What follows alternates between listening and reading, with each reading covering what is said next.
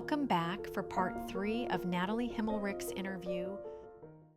I think we have to continue from that awful moment, because it's an awful moment, but it was also an awful moment because it meant that I never got to have those two after that one and only time together on my arms. And my mother heart wanted to have those two babies. I was preparing for two. I was growing two. Yeah. After that first surprise on the 8-week scans, I was preparing for two, and I wanted two, and I was eager to have two babies. Yes, it would give a lot of work, and yes, people would say, well, at least you've got one and she's healthy. And that again is one of those cognitive truths, but it's emotionally barren. It doesn't help the fact that one is alive. Yes, it makes a difference to those people who, for example, were also as part of the grieving parents group that we went to at hospital. Like, there was actually a couple who also lost their daughter, also to Potter's syndrome, and they had only one child, and she was dead, and so they didn't have a child. So yes, it makes a difference, but it doesn't heal my grief to say, well, at least I've got one and she's healthy. It's cognitively true, but it's emotionally barren. But then following on from that, it was challenging. I mean, I was first of all a first-time mother, breastfeeding mother, sleepless nights. There were all of these things that a new mother anyway goes through. And at the same time, I was straddling grief. Yeah. I wanted to be joyful for my baby, and I wanted to be a good mother, and I had strong desires to be a good mother, to do it good, to breastfeed her, and all of that. I was really strong, and especially because I felt I had to be grateful that she was here. So I put a lot of pressure on me. But I was struggling just like any new mom would, with the sleepless nights and so forth. And people from outside would mirror to me that I was like a zombie, because she was so small, so she took a long time to feed at night, so I didn't get a lot of sleep. And then luckily, as I said, we went to a couple's grieving parents group at the hospital right where we given birth. So multiple people had stillbirth or perinatal losses, so within the first 28 days. And it was good to see other parents who had their losses as well. However, there was also a parents group of which we met, which were parents of twins, which we went to once, but that was hard because they all had the twins and we had just one. And then I went to see a therapist, because me as a therapist, I knew I need someone who I can bounce off and see, am I doing what I'm supposed to do here? Even though I was specialized in grief at that time already, I was luckily quite aware that I needed to have a sounding board. And yeah, it came to the point where it was really beneficial, because I wouldn't know what would have happened without it. As you know my story, then, so my daughter was 3 months old when my parents came to visit from Switzerland. So I was living in Sydney at that time. So they came over to visit, and they returned on the 30th of December, went back home to Switzerland, and my mother subsequently died from suicide on the 19th of January, just short of 3 weeks after she left. Now, it's interesting when I say that I have these twitches in my eyes. I noticed that. I wonder what that is, what somatic response that is. So it's not out of the blue that this happened. She had depression and had been in psychological care for years and had ups and downs. She also had other attempts before. As I said before, at 19 weeks when I was pregnant, she had one of the suicide attempts that brought her into hospital. So that was, I didn't want to say that before because that sort of compiled over my ancestral grief in my pregnancy already. And I was quite annoyed with her at that time. What do you think I would be able to be pregnant with your grandbabies and suffering from the grief of my mother? Right. And interestingly, at that time, she said to me, I know it would be hard at the beginning, but I also know it would get easier with time. Now, that really angered me at the time because obviously I was in my own thing. But in retrospect now, 13 years later, after my mother's death, I can say she was right. Because my experience is, yes, it's hard at the beginning and it will get easier with time. That's my experience. And yeah, so that obviously sort of compounded my grief experience, my daughter and my mother. Yes. And That's just overwhelming. made it quite complicated. So I can't really, I can't separate in myself even from being a first-time mother. What is grief? What is the overwhelm of being a first-time mother? And then later, what is the grief for my daughter? What is the grief for my mother? Right.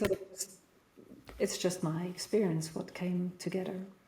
That's just almost more than you can think of bearing. It's just so huge for one human being to lose her daughter and her mother. Yeah. 4 I mean, months. talking about it sounds like a lot, but I'm the living example of you. Many people have to bear extreme things, and Yes. when you have that, you do the best to bear what is there. I'm not saying that everyone survives it. I mean, I have clients that I work with who mourn the loss of their partner, and they say, actually, I don't want to live. Right. Yeah, Right. and looking back, there were times when I was really tired of life. I wouldn't say I was suicidal. I had this clear understanding from my training as well that having a suicide in the family makes your percentage of chance of being a suicide victim yourself 50% higher. Right. But I also knew what it would mean to my daughter. So there were months of me being quite angry with my mother.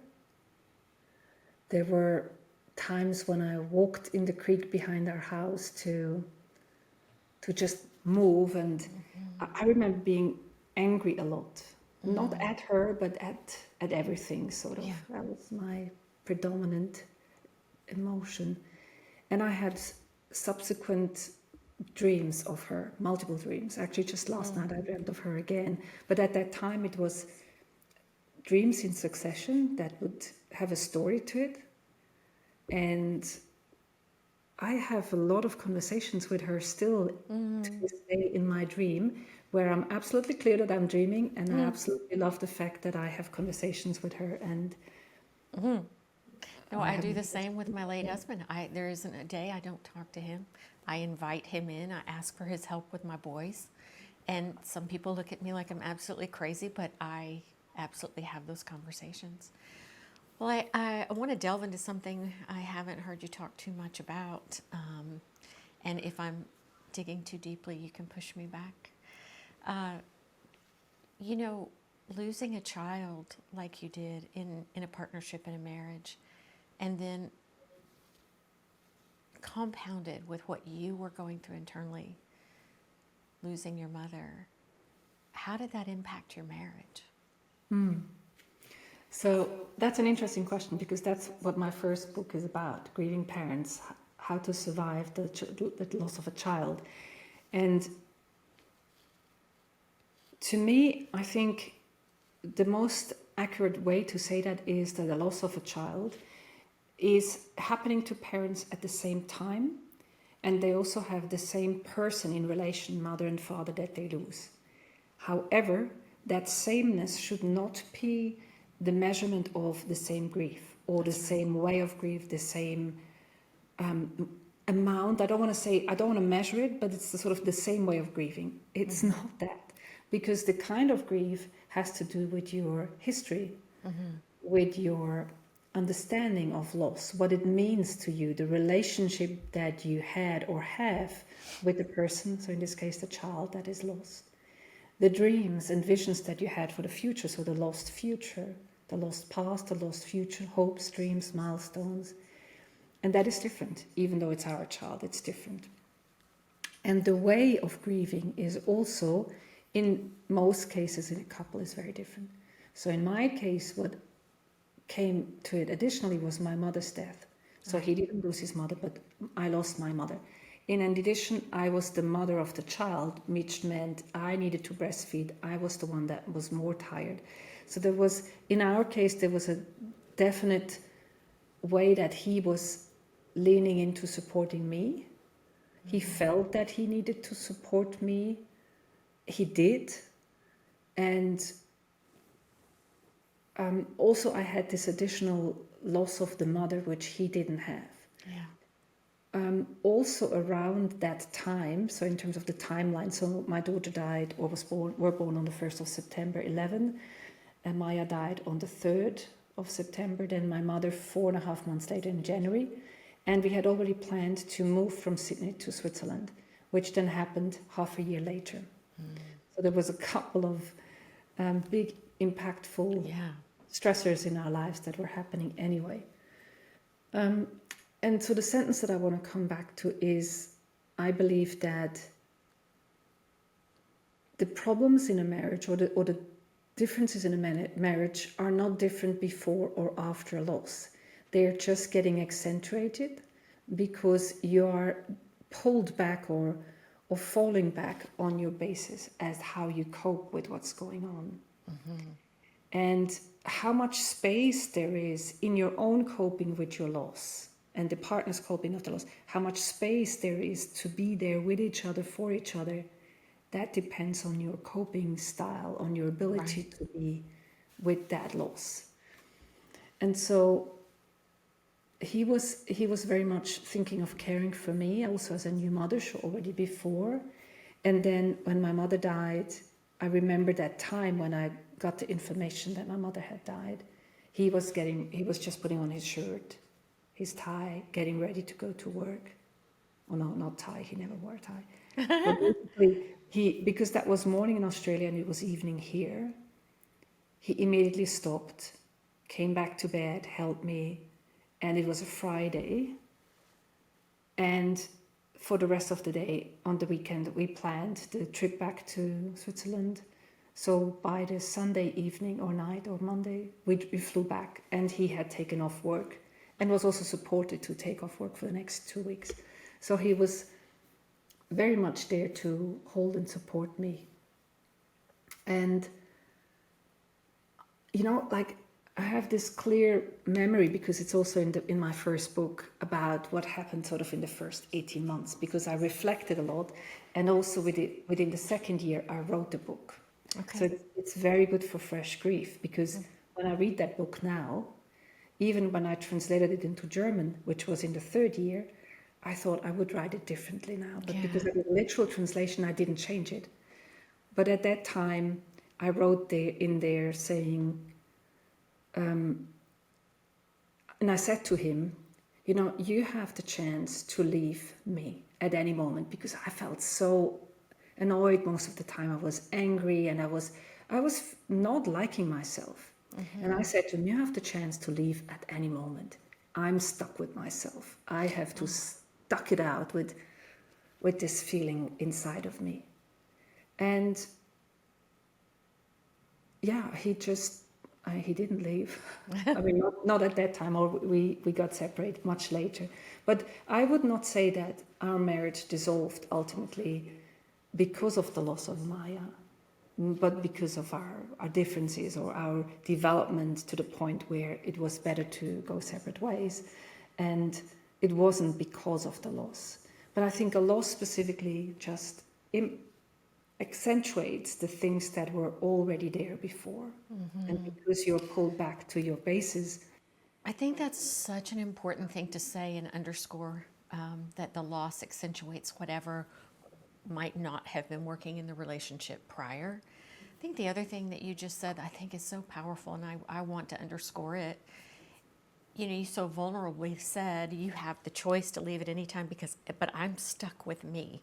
I have certainly felt like that. I'm stuck with me and the mess I'm feeling, and the anger and the hurt, and I'm just messy. I'm raw. I can't be fixed right at this minute.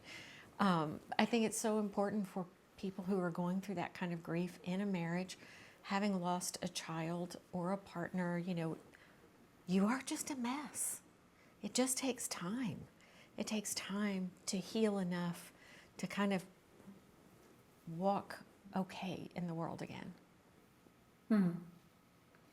Yeah, to have grace with oneself. But you know, I see now with the perspective of time and the underpinning of the trauma understanding that I have now, that when an experience of extreme loss, whether it's traumatic or not, is not determined by the loss, but by the person and the way they're affected. But there were definitely shock moments or traumatic moments, like in the moment where the doctor said, you have to terminate one. Right. That was a moment of traumatic shock.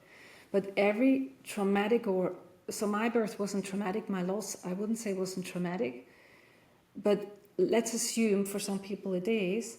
Every trauma, shock trauma or loss trauma falls onto what has been there before, which is what is called developmental trauma.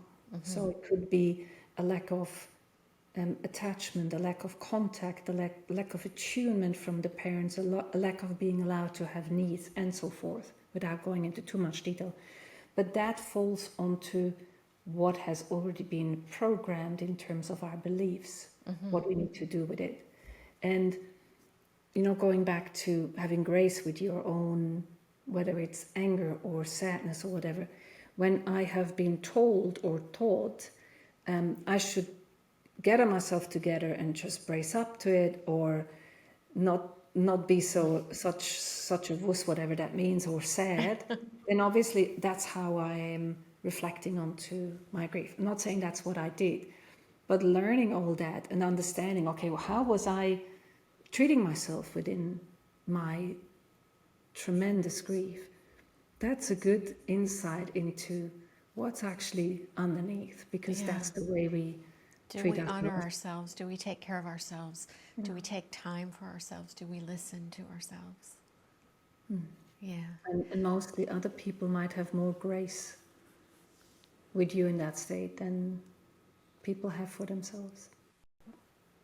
I just would like for you to leave us with, you know, you just have such a beautiful approach to guiding us through our grief and our trauma.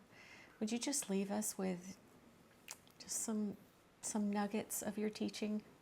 So one of the nuggets that I love, that I've learned through my journey with grief or with death or with life, is that the hardest part is to learn to live without them. That's one of them. And I could say more about the grief and how it perpetuates the thoughts, because it's a habitual organ. The other part that I really like is to see it as an invitation to go deeper into the presence, into life, and knowing that we are not here to heal or to handle our grief. We are already used to grief, but we are here to be able to handle joy again in our life. Oh, wow. I love that. Boy, that resonates hard for me, because there are lots of days I can't, still at the 5-year mark, I can't find joy. You know, I still have to do a lot of work on myself to bring myself into a place of joy. I can bring myself into gratitude. That is always present. But joy is like another rung up kind of healing, I think. And you know, I want to add to that, it's also not a requirement to push that or to force that. Because in grief, there's a timing, and that timing is not universal. Meaning, if we go back to what people have said to you in terms of, oh, just be grateful for the time you had. If the timing is, or the situation is right for the person who said that to you, and you are in a space to be with gratitude, then it fits. But if someone says to you that the same sentence in a time where you say, well, you know what? No. Yeah. Right now is not the time. So whether it's 5 years or 10 years or 2 months, if it's not the time, then we are just barking up the wrong tree. It's like to say to a person, oh, you know, you can have other children, or he's in a better place, Right. she's in a better place. You know, But that's why presence is so important. and I Because love it. I love your presence that you bring forward so beautifully. And one of the other things you teach, and I see it on repeat in such a beautiful way in your teachings, in your books, and your podcast. I think you direct all of us who are surviving something to that place of it's not just surviving. Yes, grief never ends. It's how you learn to live with it, but you can thrive. Exactly. You can have life again. You can have joy again. And I love how I've just watched you masterfully turn lots of conversations and writings into always encouraging us, regardless of the depth of the tragedy, the trauma, or the betrayal or the loss, there is still life on the other side of it. Yeah. I think the only thing I can say to someone who might be in the raw grief part is to say, start with looking for one glimmer. Exactly. It might be seeing a leaf dancing in the wind. Exactly. And if that's enough, don't force yourself to go above what the resilience of the nervous system can. Because it's not about writing down 5 things to be grateful for every night. No, I totally agree. You know, you have been joy for me today. Thank you so much for your vulnerability, your honesty, your just sweetness in telling this story that is both wonderful and sacred and sad. But you gave us all of it, and I treasure the time that we've had together. Thank you so much.